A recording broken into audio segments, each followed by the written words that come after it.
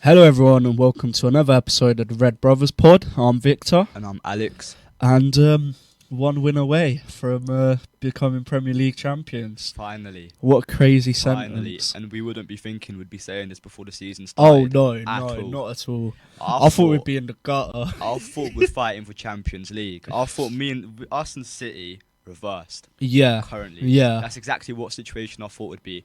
Big game against Aston Villa right now is what I'm thinking. But no. Leicester 1-0. Very scrappy result though. But I think the main talking point of this game might be that Trent goal.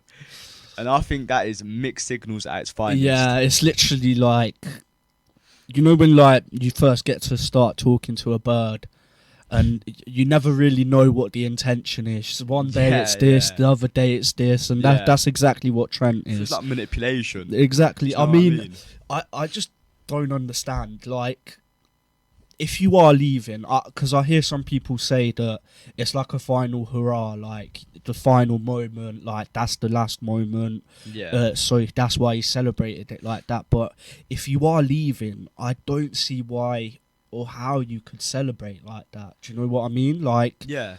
I've been, again, of course, it's on a totally different scale, but I've been working jobs, of course, before, where I knew I was leaving, and mentally, I couldn't care less. Of course, it's different. Trent is a Liverpool fan. Yeah. Even if he goes to Madrid, he's still a Liverpool fan, so it means more. But psychologically, subconsciously, like, surely, I don't know, it's really weird.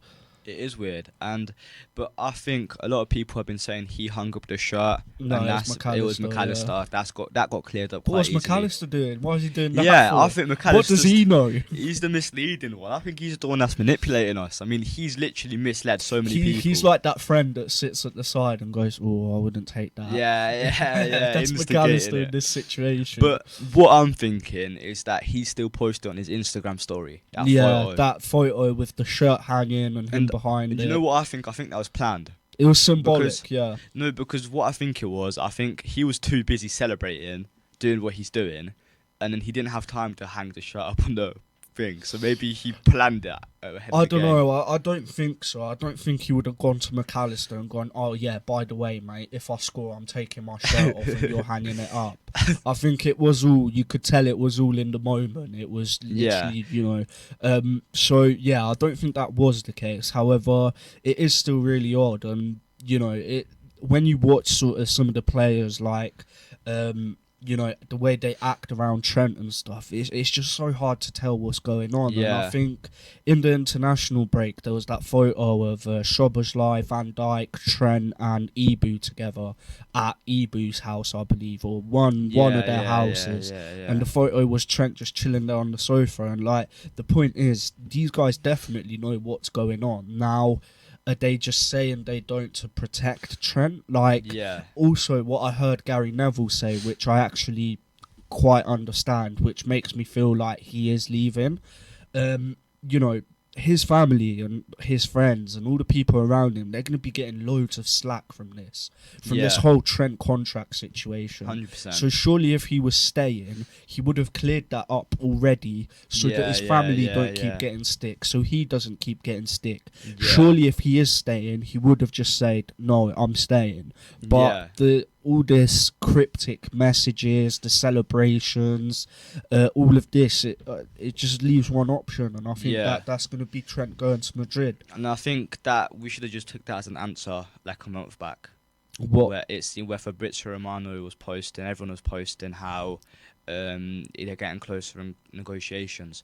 I think nothing's confirmed yet, and I think it's like 80% he's going to Madrid, and then he's also seeing what Liverpool offer him. If they offer him something convincing, he'll take it, but he's got his heart set on Madrid. But then even then, I don't know, because I saw reports that Trent is ready to go to Madrid on whatever terms Madrid give him. So it wouldn't even surprise me if Madrid are offering less than what Liverpool are offering. Yeah, maybe, and I also seen people say that it's celebration of the Jude celebration.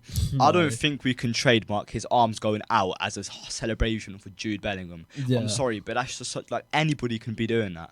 Jordan Belfort did it in Wolf of Wall Street. Exactly. So is he copying Jude, or is No. that his celebration? That's just Jude glazing. I can't. Do you know what I mean? And people are saying, "Oh, that's a hint" and all that, and they're linking it back to where he did that celebration.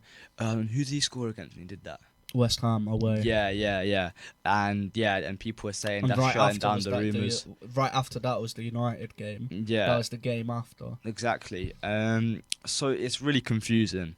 I think, is. but this is the thing. Like, I hear what you said earlier when we should have taken that as a hint, but I think that most of us did. I'm really surprised as to why this has become such a big topic again. Yeah. Because I feel like it's been obvious from Settled. day that this is happening. Settled. But I think the reason why it's become popular is because that celebration naturally can leave mixed feelings for Liverpool fans. So I understand a glimpse of him going like, look how much it matters, look how he cares. Like, of course, yes, I see that perspective and why people could be wishfully thinking that he'd stay. But I think that what sort of alluding back to what I said earlier at the start, I think it's just the last hurrah, and he knew that would be his last moment. yeah. And to be fair to him, he's a Liverpool fan, bro. So I can't even blame him for celebrating like that, Yeah. even if he is going to leave, because at the end of the day, he is a Liverpool fan, and that was a big moment for the club. You know, a Scouser scoring the only goal in a game to put us 3 points away from a title in a title race, which hasn't been a thing barely. since December. But you see my point of view. Like, I kind of hear it, I kind of understand it. So yeah, I think that's something that needed a few days. Obviously today's Tuesday, the game was on Sunday, Yeah. so I think it needed to kind of have a few days for me to sort of think about it and put it through my mind the way that, you know, Trent done it, and just to look at all the facts of it. I just think it's heartbreaking. We've seen him score. Oh yeah, We've seen him score a screamer, and we're not really a screamer, but we saw him score a winner, and we're gassed, we're screaming. But then we see how it's just so heartbreaking. It is, seeing that because- celebration. because that's the thing, and I feel like, and again, people are gonna slate me for this because whatever, but I don't really care. Like, when he scored the goal initially, yes, explosion of joy, happy, we're celebrating. Yeah. But then the minute that he takes his shirt off and runs to the crowd like that, like, bro, it just made me upset. Like, Yeah. it just made me sad, because I should be enjoying that moment. And I know this is a me problem, but I should be enjoying that moment, but I can't, because I know he's leaving. And that passion that he has for that celebration in that moment, I wish I could reciprocate that same passion and energy in, you know, my own celebration of the goal and the joy it brings you. But I just couldn't even bring myself to smile. Like, all I could think about is, yeah, that's it, this is the last moment. And it's sad to think about, because obviously, you know, it's been years now that I've been growing up watching Trent since I was in primary school. Now I'm a grown man working. It's just sad to see, but obviously that's just the way football goes sometimes, I guess. Yeah, it's sad, but I don't think that should be the main talking point of the game. I think Well, there's I still think- more to talk about. I don't think the game was necessarily interesting. Well, it wasn't that entertaining, To be but fair, we had 28 odd shots or something like that. with Yeah, but a lot of target. It was it didn't look like that at all. No, you're right, but you know what? You know the Brentford game where Núñez scores those 2 late goals? Yeah. That feels like the same game. Because in that Similar. game, we dominated. But But from watching the game, you couldn't really tell we were dominating. Like, yeah, we created more, we had more shots, but you couldn't tell from watching. you can kind of tell in the dying moments of the Well, game. yeah, of course, but that's when we're throwing everything on one card to get 3 points. Of course, that'll be and a it shot. worked. But I don't know. I think it was a bit concerning. But before the game, I said to you, It would be scrappy, yeah. you came to me and you was like, "What do you think of Leicester then?" I'm thinking, scrappy game. We're gonna struggle. However, on the other hand, Spurs next week, we're battering them. Yeah. We're winning the title. We're battering them. I can promise you guys now, Alex and I were talking about this last week, and he did say that it would be a scrappy game versus Leicester, and then he proceeded to follow that up with, but we absolutely smashed Spurs. And I think you're 100% And the right. thing is, you was sceptical. You thought we were going to smash Leicester, but I didn't think we'd I never said nothing about the Spurs game. I agreed with you that I think we'll smash Spurs, but I thought it'd be a lot easier against Leicester. Yeah, but I don't know. I think, had a vision. But this is the thing with these relegation sides. This is exactly what Slot said in his interview after the game as well. Like, people make it seem easy. A lot of teams go there, they win big, whatever. But in reality, if you don't go there and score early and silence the crowd, bro, it does become a hell of a difficult game. Yeah, because they're throwing everything at it to not get relegated. That's what I mean. And I think, you know, if you get a goal early, you kill the stadium. You not literally kill the stadium, but you kill the crowd. Doesn't sound any better. We're not in America, mate. Yeah, we're not in America. Right. You kill the atmosphere. There we go. So you kill the atmosphere, and then it becomes a much simpler game. Obviously, they've got their tails in between their legs, you know, 1-0 down to the soon-to-be champions. Yeah. So mentally, straight away, that becomes an uphill battle, and then obviously makes the game a lot easier on our end to manage, and obviously it means they have to come out to us so we can then counter them. Yeah. And it all works nicely like that. But in an instance like Sunday, where we didn't have our finishing boots on yet again, that's why you get into these scrappy, difficult games where you're struggling for 90 minutes because we couldn't put the ball in the net again. Yeah, and we've had a run of scrappy games. We lost to Fulham. Even before that, Everton, scrappy. Ever since PSG, the first leg versus PSG at Parc des Princes. The first game after that was it's not Everton. Southampton. Oh, Southampton. In between the two PSG games. Yeah. And, then and that was shaky. Yeah. I'm just talking about Premier League. So Southampton was shaky. Then it was PSG and Newcastle international break. And then we started it off again with Everton, shaky again. Could have gone 1 or 2 down in the first half, scraped through it.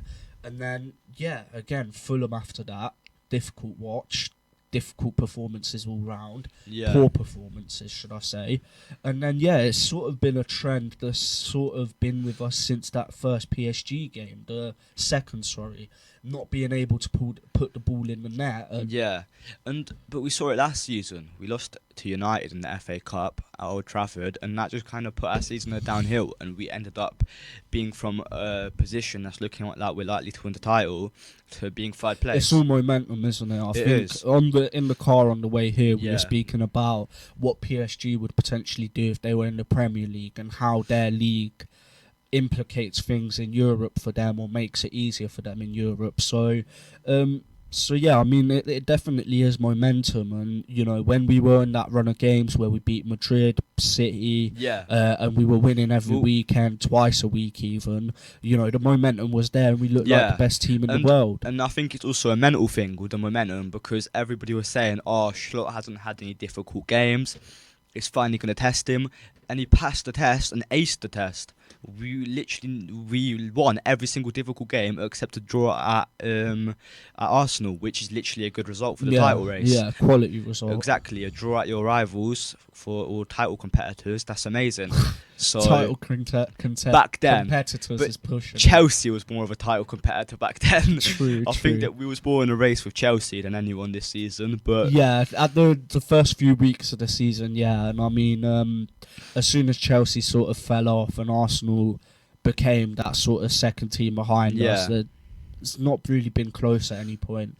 The closest it's gotten was when they needed to beat West Ham at home and we had just drawn to Forest and Villa back to back. And they could have gone within 5 or 3 points of us, and then they lost to West Ham. That went to 8, and then obviously we kept winning and they kept dropping points. So I mean, it's really been a weird season. There's not really been a title race, has there? Yeah, well, that's kind of the point though, because we had that run of confidence where we smashed Madrid, 2-0 clean sheet against City and Madrid, like I said. We won a lot of good games. It gave us momentum. It allowed us to carry on. I think we lost momentum after a loss at PSG. Same thing happened last season against United in the FA Cup because it was a heartbreaking defeat. Yeah, you don't want to be exactly, and we was the better team that game. We played poor, but we Still didn't play good enough, but we played better than them. We lost momentum downhill, and it's happened this season, PSG, but it's okay because Arsenal are shit, so it doesn't really matter. Yeah, Do you know what I for mean? sure. We can afford to drop points next 2 games. And this is what I mean. Even the Fulham game, everyone was getting on to us about that. But at the end of the day, bro, we're gonna win the league. Okay, cool. So instead of being 13 points clear, we're 10 or 11. Exactly. Who cares? Exactly. It literally doesn't change anything. And then when we drop points, they drop points. So it doesn't matter. Yeah, exactly. We can lose the next 3 games. And Arsenal will lose the next 3 as well. Exactly. They'll lose the next 4. But to be fair, shout out Arsenal, yeah. Shout out you guys for beating Ipswich. And hopefully tomorrow you guys can beat Palace so that we can win the league at Anfield after beating Spurs. So that would be fantastic if you guys can beat Palace. Well, if. But to be fair, Arsenal have been our best players this season, so thank you very much. Players. Yeah, they've literally helped us win the title. So no, that's Everton have been our best players. They took points from Chelsea. Well, they took points from us as well, but they took points from City twice. City once away. They took points from Arsenal twice. They took points from Chelsea. So yeah, shout out Everton. But what I wanted to say is, well, I said it actually, didn't I? Yeah, shout out Arsenal for beating Ipswich and hopefully beating Palace. Yeah. Because the whole season when I don't support Arsenal, they lose, which is brilliant.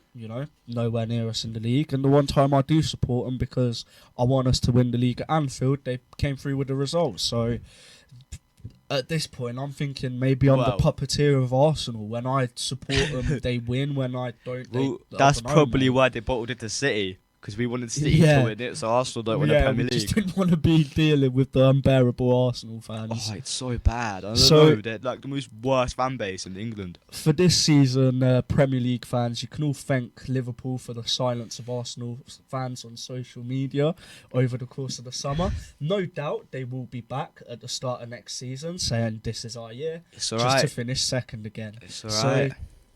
Today's silence from Arsenal fans is sponsored proudly by Liverpool and especially the Red Brothers podcast. So shout out Kingship Clothing. Shout out Kingship Clothing. Adam, our cameraman who runs Kingship, is currently crying behind the camera as his team has come second for a whopping 3rd year in a row. But anyways, back to the game, as we've not talked about it at all. Really.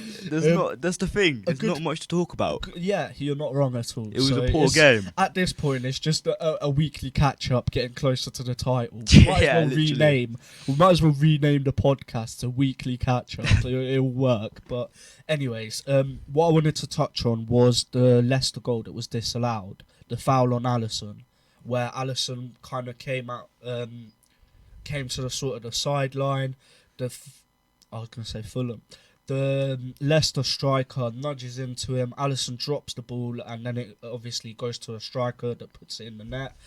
Did you think it was a foul on the keeper? I think it was. You're disrupting his movement so much. As a goalkeeper myself, I know if that happened to me, I'd be screaming for a foul. Because I think a goalkeeper has kind of more of a privilege in football. For sure, it's obvious. A goalkeeper can be more physical with an attacker and not get given a foul, but an attacker can touch him and it's a foul straight away. Mm-hmm. And that's unfortunately how the rules are, and they always have been. It's always been like that for years and years. You're not wrong at all. So even if some people don't agree with it, that's the rules. So we need some consistency. Sure. And I think it was the overall right decision. Yeah. I do think it's a little bit soft though, and I would like to see Alisson stay stronger in that moment, because I don't think the contact was enough for him to spew the ball back into play, into their striker's feet. So yeah, I think it was a foul, but I do think we got away with one, put it that way. Yeah. Because I can see another referee not giving that. And then, in that case, I just think that Alisson needs to stay stronger.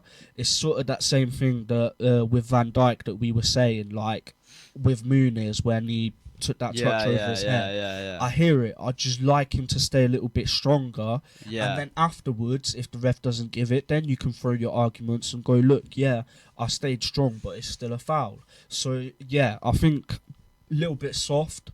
Got away with it slightly, but it was a foul. However, Alisson does need to be a bit stronger in those situations. I And think it's not the first time it's happened. I don't know if you remember City away last season when we drew with them right before the Trent goal.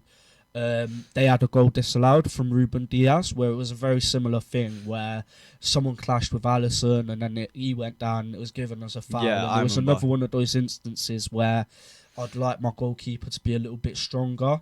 But again, that's really hypercritical. It's nitpicking. But I think he's a professional and he knows what he's doing. yeah, for sure.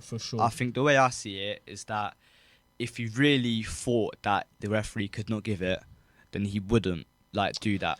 I don't know, bro, because I've seen loads of times players fall over or fall down or do whatever, thinking that the referee's going to give one thing and they give another. Well, have you ever seen Alisson not be strong and then it's given as a goal when he's been nudged like that? Nah. Exactly. True. I think he knows what he's doing. Of course, you're right, bro. But my point is, don't even allow the referee to have a decision on his hands. Yeah. Because if you're leaving anything in those twats' hands, they're dropping it, mate. Butterfingers all over the gaff. They're not holding shit in their hands. So yeah, don't give them a decision to make. Make the decision for them. Catch it. Move on. But yeah, I think that covers that then. In terms of the game, yeah, like you said, very boring. Not much to cover, is there? It is. There's not much to cover, and there's very little key performances. I mean, McAllister I was impressed with. I think I'm impressed with McAllister every game. True. I mean, I think Diaz was, as much as maybe he didn't get out of there with a goal contribution, I think he was causing them problems. Yeah. And they really struggled dealing with his sort of false nine position. So yeah, I think Diaz, pardon me, gets a shout out as well. I think me and you as well, we said Conor Bradley, we were really impressed with him. Very impressed. Yeah, really good down that right hand side. I think I was complaining when he got subbed off, but it got us a goal. Crazy, isn't it? And it got us a goal. In retrospect, when you think about that, that's crazy. But I'm so happy that Bradley stepped up to this level. Yeah, for sure. So impressed. I mean, it's literally... This is the thing. It's like watching young Trent just minus a bit of the passing ability. Yeah, but I think he doesn't have that passing. But I also think, how many times do we see him run up the pitch with the ball and muscle off a player? That's what he's really good at. He's really good at picking the ball up deep and driving with it and getting us up the pitch. And his overlapping runs are really good as well. And he knows when to invert. He knows when to come into the middle, pick the ball up like Trent usually does, and play it out that way. So I think he's very versatile for his age. Okay, maybe not versatile where he can play multiple positions, but at least versatile tactically in his position to be able to play different roles in the team. And I think that's just as important, because our best uses of Trent sort of last Klopp season, we were best using him where in games it changed the places that he was found. So at one point it'd be in the middle, inverting, picking up pockets of space and playing long balls over the shoulders of the defenders. One point it'll go really wide out to the right and support Trent on that right wing, or another time he'll be on the right but he'll cut across inside of Salah, pick that ball up and then looks link up with him when Salah runs inside. So it's having that tactical versatility to be able to do different things in a game without having to change the player. Yeah, with the different types of players, obviously like you said, I think Trent's a playmaker. Yeah, literally. It's like having Kevin De Bruyne at right back. He can literally pick the ball up, have his back turned, and just lob a ball 50 yards straight to Salah's feet. Yeah, we've seen it. We've seen it hundreds of times. Out of nowhere. Out of absolutely nowhere. So yeah, I mean that is something Liverpool are gonna have to. It's going to be a challenge for Liverpool to overcome next season. And usually you think your playmaker's your attacking midfielder, but Soboslai's not out for that at all. So now we've got a bit of a debate, and I've seen a bit of links with Xavi Simons. Yeah. So now what do you think about that? I think Xavi Simons is going to be a left winger for us. I think the plan is to potentially sell Diaz and bring in Xavi Simons, and then I think that's personally what they'll do with it. But yeah, I don't know, bro. It's odd because Szoboszlai has everything you need to be an elite midfielder. He's got the legs, he's got the power, he's got the shooting, he's got the physicality, all the attributes that you need as a midfielder, he's got. But it just seems like he can't put them together. Ooh, do you know There's what it no reminds me glue of? between them. Do you know what? Oh, God. Sorry, do you know what it reminds me of? Darwin Núñez. Yeah, he's like a midfield version of Darwin Núñez. He's got all the tools in his toolbox with no idea how to use them. Yeah. And same with Núñez, Darwin just in a Núñez- different sense. Darwin Núñez, everything you want in a striker. He's got pace, physicality, Shot strength, power. shot power. Everything you want. Yeah, just the finishing, which is the key part. And same with Szoboszlai. The only thing he's missing is that final pass or that final shot, which he just can't seem to make his decisions correct. And I can't lie, he's looking a bit like Jordan Henderson, bro. Yeah, but Like, an no, attacking midfielder. yeah, but this is what I mean, bro. He's Henderson rebranded as a 10. Yeah, possibly. Like, everything that he does is exactly what Henderson was to that Liverpool team when we won the league last time. Just a grafter. But Henderson had more assets in his benefit as to Szoboszlai currently. So yeah, it's a tough one because we spent so much money on him, and the question now becomes: is he upgradable? Yes, he is. However, for that amount of money. The amount of money you spent on him, you know, it's not really likely that we're going to be replacing him. So Well, we can always sell him. yeah, I know, of course, but again, how much of his value are you then missing out on? If we paid 70 mil, what's True. the most the team will pay now? I reckon we can get 40. That's a 30 million loss. Yeah, it is. Like but that. sometimes you got to think of he's given us 2 years. Are them 2 years worth to 30 million that we're losing on No, him? not at all. There you go then. So it is a bit of a loss. That's what I mean. So I don't know. Do you this think- this is the thing with Szoboszlai, like he's still young. Well, So do you know what I believe? Sorry for cutting you off, no, but you're right. I think Jones should get more minutes so to show. Elliot. Yeah, or Harvey Elliot. fucking But Elliot. listen to this, yeah. I think Jones or Elliot should get more minutes so that they can show Szoboszlai that he's not guaranteed to start every single game. He's got to work for it. He's got to do But something. this is the thing, Szoboszlai does work Yeah, for but it, he and works with it, but as in with his legs, but I not know, as in. But obviously to Slot, that's really important. But what I did want to But that's cover, only because we have Trent. this is what I wanted to cover. So, Yeah. what does it mean for Liverpool's midfield once Trent isn't there? That means we don't have to drop another midfielder back to support the right back because he can't defend. Yeah. So, in that case, it allows more freedom in midfield, so he won't have to come back as much. So hopefully we'll find him more in attacking positions, more commonly finding himself some space. Hopefully. And hopefully with that added time See- he has by not having to track back, he'll read and understand the See, game better. What I'd like to see is because we often see with Slot's system where he's the one that's pressing as kind of a striker. So I'd like to see us win the ball and then he kind of stays in that striker position as a bit of a false nine. Do you know what I'm trying to say? You've lost me. If we, let's Bro, say, he has no output But as it is as listen a to 10. this, yeah. What If business he's- does he if have he's- being in a false nine? let's say he's pressing as a striker Mhm. and then the ball, he doesn't get the ball but he's staying in that position and we win the ball at midfield. We intercept it, whatever. We turn the ball over and That's what Szoboszlai's up happens. there. That's what happens But- pretty much. Barely. We barely see him It in that type depends. of area. Start of the season, it was happening regularly because Yeah. we were pressing with 4 up front. Yeah. So the 2 wingers went out wide, obviously, and then it was Jota and Szoboszlai pressing as 2 Yeah, number yeah. 9s, and then McAllister and Gravenberch as a double pivot together. And yeah, we did that then. But you I'm don't not see sure why that it as much. stopped. Yeah, that's what I'm saying. We don't But- see that as much. It must be there must be a reason. Yeah, If true. Slots decided that system pressing wise wasn't for whatever reason working and this one works better, then we just have to take the benefit of the doubt that Yeah. it is better. I mean, I'm fairly I wouldn't even say fairly clued up on tactics, but I roughly know how these things work. But yeah, with that one, I don't think we're in a position to really comment Yeah, on true. whether that's a good move or not, because it could open us up like a can of worms. True. For a counter attack or for the opposition Well, players, so it's a tough one Still, to judge. I think I can still stand But on my why point of would Jones. you want that? Oh, Jones. Okay, that's not what I was asking, but why would you want Szoboszlai to Because stay in that 9? if he's staying higher up, I think he's got more of a chance. Because obviously he's done his pressing, so his legs have worked, which is kind of what he's basically used for. But now he's also in a position where he can use his attacking ability.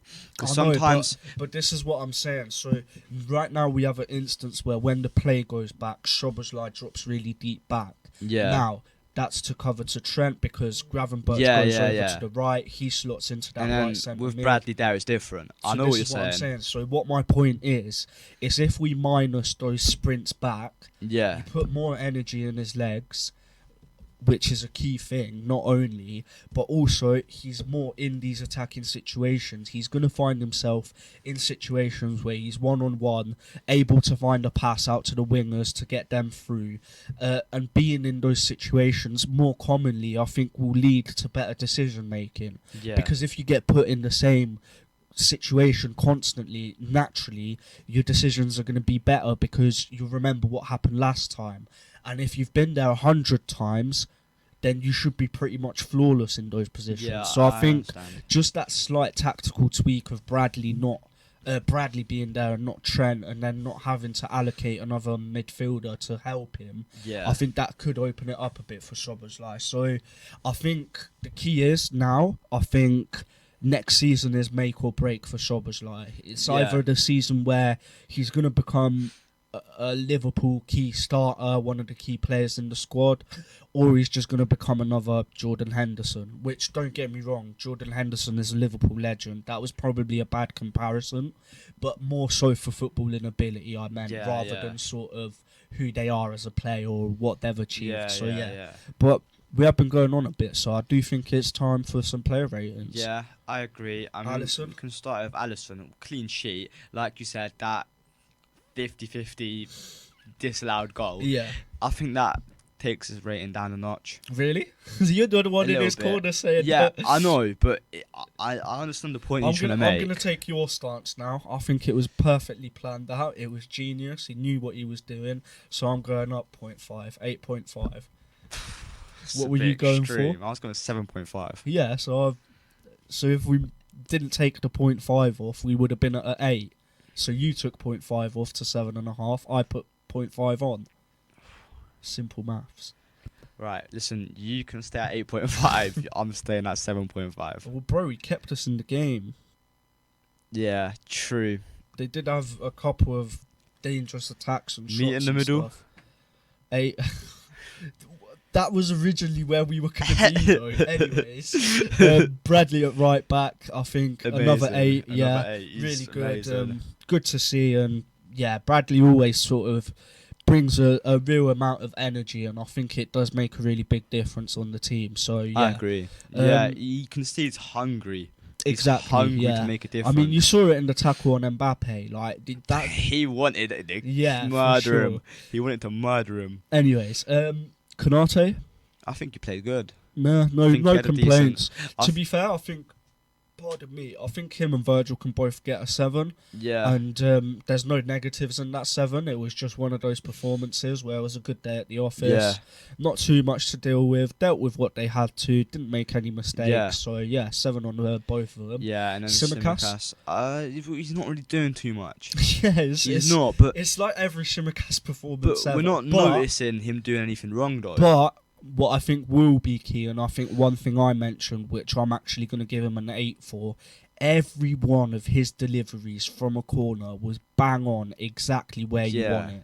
It was right in that area where Van Dijk and Konate love to run into, and I think that deserves some credit because obviously for the goal, really dangerous cross, which obviously Van Dijk hits the bar, Salah hits the bar, Jota hits the bar. This is all from his cross, putting it in a dangerous area. So for me, he gets an 8 today. I'm quite impressed, really. Yeah, I agree. Yeah, I can give him an 8 for that because I did notice that throughout the game. Should we do Gravenberch and Maka together? I think we do that like every week at this point. Yeah, they come in a package deal, don't they? Same with Van Dijk and Konate. Yeah, exactly. Well, them being the double pivots, as a duo, yeah. They do well together, so... Okay, to be fair, Gravenberch 7, McAllister 8. Okay, I think I'm up for that. McAllister had a bit of a better game. Gravenberch looked a bit leggy a bit at times, but there was some nice moments in there. Yeah. Won the ball back quite a lot. So yeah, I think 7 and an 8. I think Yeah. that's fair. Moving on to Szoboszlai. Poor. Why is Elliot not starting? 5. But I think But we've been Elliot. saying this. This is the perfect game for Elliot. Again, yeah. Perfect. Any team that sits deep 'Cause- against Liverpool is the yeah. perfect game for Elliot. And then he came on, and then impact. I don't actually remember him coming on. I think he came on. Unless I'm thinking of game before. VAR. I might be getting mixed up. City are still 1-1 in the 92nd minute. Ooh. Right. So for subs, should we get through the team first and then go on to subs? I'll just tell you if Elliot came on. He did, yeah. Yeah. I don't really remember Elliot's impact, to be fair. But he picks up the ball when he's looking around and he's instantly trying to figure something out. No, I hear that. I agree. And then, that's why I love Elliot. Yeah. But yesterday, I don't really think that he had too much of an impact. But it was still a better performance than Szoboszlai. That's what I'm saying, and that's why I think he should be starting. I agree, but I mean, we said it after last week, didn't we? And the week before that, and probably and the week before that, and probably like exactly. a month ago as well. So, Anyways, enough about enough negativity. Let's not be negative because we're gonna win the just league. about a few days, I ain't doing the maths. We're gonna be Premier League champions. What so day is it? Tuesday. Tuesday, and we'll win in the league on Sunday. We might win it tomorrow. To be fair, 6 days. we might win it tomorrow though if Arsenal don't beat Palace. Yeah, it's not gonna happen. Is it? Actually, if it's a draw, I think we win it by beating Spurs as well, because something to do with goal difference and stuff. Or so if we lose to Spurs and win against Arsenal, please let's do that. no, Let's I don't lose want to Spurs. No, because between that we have Chelsea as well, which means we'd have to lose that. Shit. Yeah, we have a few of. Just had a notification. Mateus Nunes 90 plus 4. Crazy. Anyways, moving on to Salah.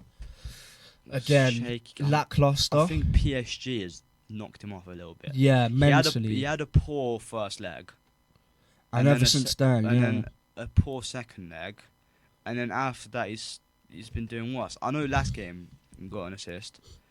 Or was that the game? That was last game. Last game, West Ham. and yeah. it was a good assist. Yeah, it was. But still, it's not up to the standard he's set for himself. For sure, but again, if you set yourself that high of a standard, you're always going to find it hard chasing it, but it doesn't change the fact that he wasn't to a good enough standard. Yeah. He doesn't always have Exactly. to be to Salah's 100% best standard. That's Yeah. not physically possible. Yeah. But you want him, even on the days where he's off, to still, Have an like he impact. did earlier in the season, you know, even if he wasn't performing well, Yeah. he wasn't beating his man or making dribbles, he'd still get a goal and an assist. And we've not seen that over the last few weeks. So it's a bit Exactly. disappointing, but 6 more days. So yeah. Well, let's give him. 6, yeah. Yeah. I think that's fair. He was marginally better than Well, Szoboszlai. moving on to the left wing, what do you think? Gakpo. I think it's a bit hard with Gakpo. I think it's another 6. It was Yeah. a bit lackluster, but I think with him, we've sort of seen that he's still getting back from his injury that he had when it kept him out for a few weeks. That was over the PSG games, that sort of time. I think he still doesn't look fully recovered from that. And yeah, I mean, no, I don't really have concerns with Gakpo though, because I know how good he can be, and I know Yeah. that this is just obviously him getting back to full fitness. So no real concerns on my end with Gakpo. It was just one of those performances. Yeah. Diaz at the 9. I don't even know. I if think he played. 7.5. Like I mentioned earlier in the pod, you know, he was really important to sort of creating pockets of space, Yeah. creating space for others. But- Even if that meant he didn't touch the ball, but he was doing all the But right things. I don't know if he's still cut out for that number 9. Of course not. That's the point I was trying to make. I don't think he's cut out for that number 9. Of course, And I think you're 100% right. We're wasting a potentially world class player. I hear you, but then Gakpo can be potentially world class. We've True. seen it against City, True. Brighton, the curler in the corner, you know. So yeah, I mean, again, no matter, this is what I mean. When you're dealing with this level of player, Elliot or Szoboszlai, no matter which one you leave out the team, you're leaving someone that could have potentially done a world-class thing, because this is that level of footballer. It's just about manage them in the right way to get their moments out of them in the moments you need them. So, yeah, I mean, again, no concerns with Diaz either. I really liked sort of what he was doing and how much space he was creating and allowing for different sort of build-up play opportunities. So for me, it's a 7.5. Yeah, I Just can back above that 7 mark, just because he did do. Oh wait, another notification could have been disallowed.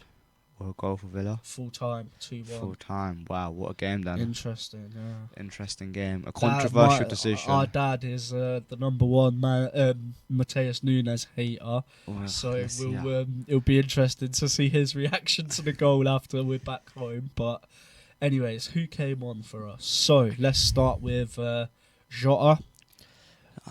5. Yeah. I think he came on, he missed a sitter and didn't really do much. Yeah. Missed an open goal when he hit the bar when it went out to Trent. That was jammy. Yeah, that we deserved the goal, even if it wasn't off Trent. Yeah. Somebody score.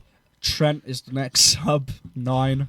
We've got you. Yeah, we've got you. Even if we don't want to, we've got you. Listen, it'll probably be the last time that Trent will ever be man of the match on this podcast, so Yeah. let's just take a moment to appreciate his career and appreciate. Or we win the Prem.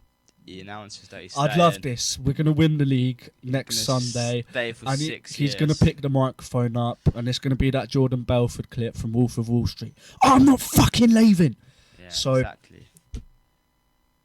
Fingers crossed. He's just going to do the biggest bait and switch. He's going to come up, just grab the microphone and be like, listen, yeah, you lot all shitting yourself, but I'm actually staying, so... This would be that would be the craziest comeback since Istanbul 2005. Maybe he's creating, like, because, listen, if he has this moment, yeah, this is unforgettable. Nobody will ever forget this in football history. Everybody will be talking about this. Bro, listen, this is copium. Can we just stop talking about... Every single human on the earth, whether you're a United fan, Rotherham fan, flipping Marseille fan, you're going to remember what Trent has done. That's going to be the most what's historic. That thing you reckon he's going to do? He's going to pick up the mic and be like, I ain't flipping leaving, mate.